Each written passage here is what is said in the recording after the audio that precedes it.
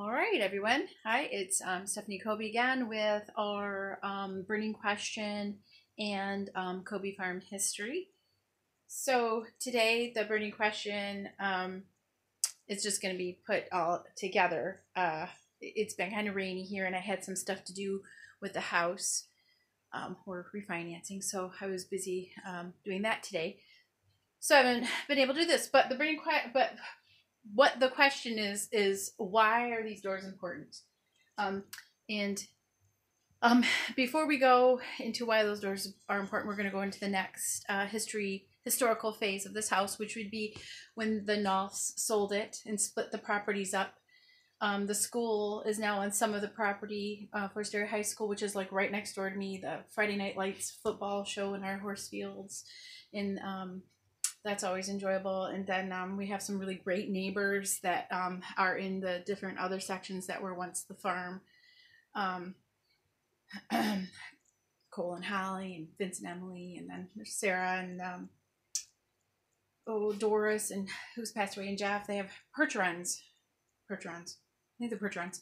Giant horses that pull a cart on the road, which is really fun to watch when the weather changes in this area. So from the Knopfs, the Bruces bought the house. Milton Bruce and his wife. I hope there's, this is kind words. My real estate agent said that Mrs. Bruce reminded her of Mrs. Bush Sr. She planted a lot of flowers and had it really nicely landscaped, and those flowers still pop up. I mean, I'm very fortunate when I go out in the springtime, there's just flowers popping up all over the place outside, and I really enjoy that. But the Bruce's had a son who grew up here. I'm not going to say his name for privacy, but his name, when we tear down walls into different sections, his name is on the wood and things like that. He grew to an adult age here, and when his parents were no longer living here, he occupied the house for some time, but then I believe he went into some sort of assisted living home perhaps, and I heard rumors of him asking how the house was and things like that. One year, we actually had a Fuller stop by and ask about the house. An old man, a man and his sons were out in the front looking at the house, and I went out there and I said, "Can I help you?" And he said, "Yes, I used to live here." And since I already knew a lot of the history, I said, "Mr. Fuller?" And he's like, "Oh, how do you know?" And I'm like, "Oh, I know probably more than I should about your family and the goings on of this house." And he was happy to see that the farm was a little cute hobby farm and that we really enjoyed it. So that was a sweet story there. He was very old and needed help getting around. So I was really happy to kind of bring that full circle for him.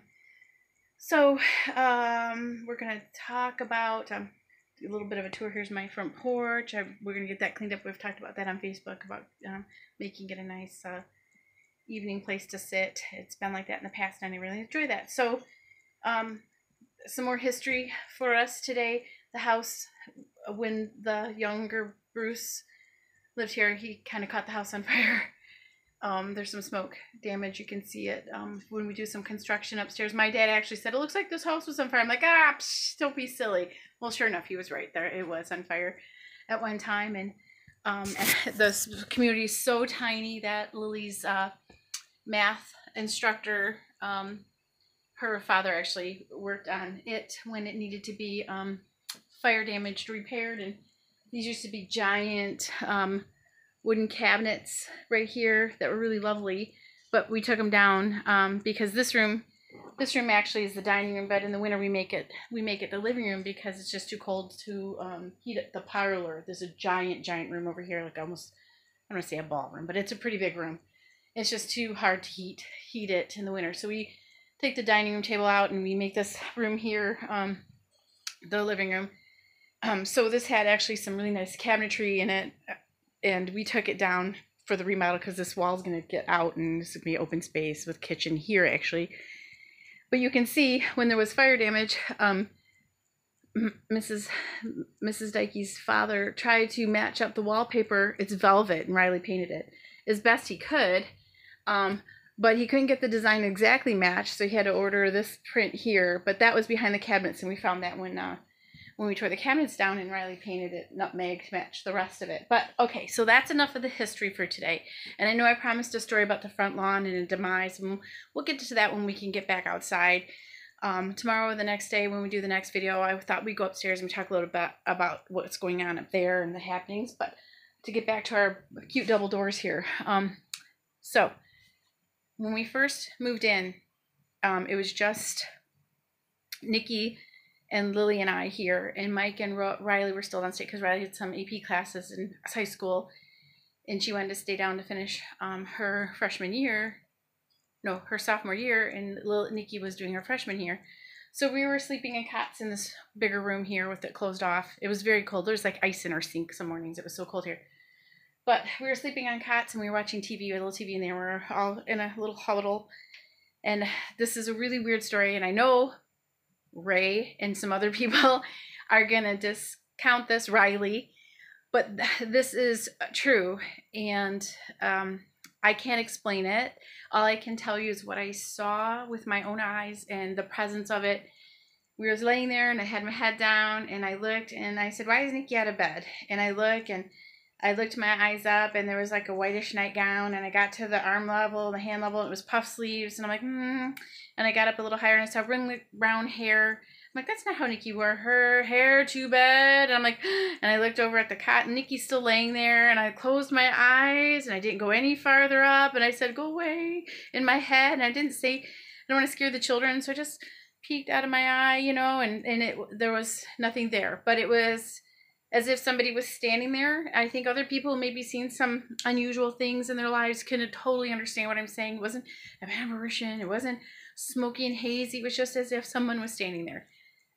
No, I wasn't drinking or on any medication or overly tired, but it was just something that happened, and I can't explain it. It does many things in this house, and some people will denounce it. Some people will say we're just making stuff up. But the things that happen, other people have seen some stuff, and they truly believe, and there's no explanation, and that's what makes it haunting, or that's what makes it mysterious, or that's what just makes it interesting, because there's no explanation and we can't explain it, and it's just our house, and our house doesn't scare us, and it doesn't frighten us, and it's a home. It's cozy, it's sweet. The things that go on in it just make life interesting for us. We like to think they like us here, whatever electrical emissions or smells or going-ons or vibrations or whatever is going on here. We just complete the picture with us living here. But that's it. So we combine the burning question into, what are these doors? Behind this door is a parlor room. In this parlor room, I saw a person. Call it what you may. Call me quacky. I don't know. But I tell our friends and stuff, and they're like, "Oh, you're crazy." And I'm like, "No, I'm really not crazy. I didn't believe in anything till we moved here." But that is the story. That is what happened. I saw something I can't explain, and other people who maybe see mysterious things know exactly what I'm talking about. But that's the history. The next family who bought it was, like I said, the Bruces. They lived here for a while, made beautiful landscapey flowers, things outside, things we're still discovering under the dirt, paver bricks and things like that.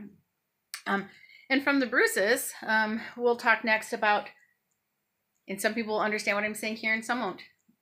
The coyote from Boca Raton owned my house.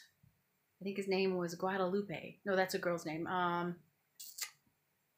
Jose, I don't remember his name. I'll have to look it up. It's a very interesting name, but he lived in Boca Raton because it's on the paperwork for the house, and only some people will know what I mean when I say coyote. But we'll get into that the next time I talk, and the next warm day, we'll go outside and talk about the front lawn. Probably tomorrow we'll go, or the next day we'll go upstairs and get a little tour. The house isn't glamorous. Like, Mike and I are going to redo it. It's an old farmhouse. It's interesting.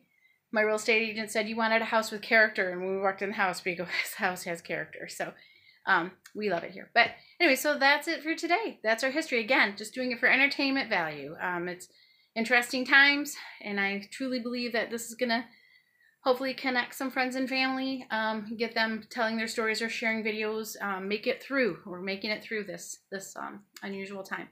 Thanks for listening.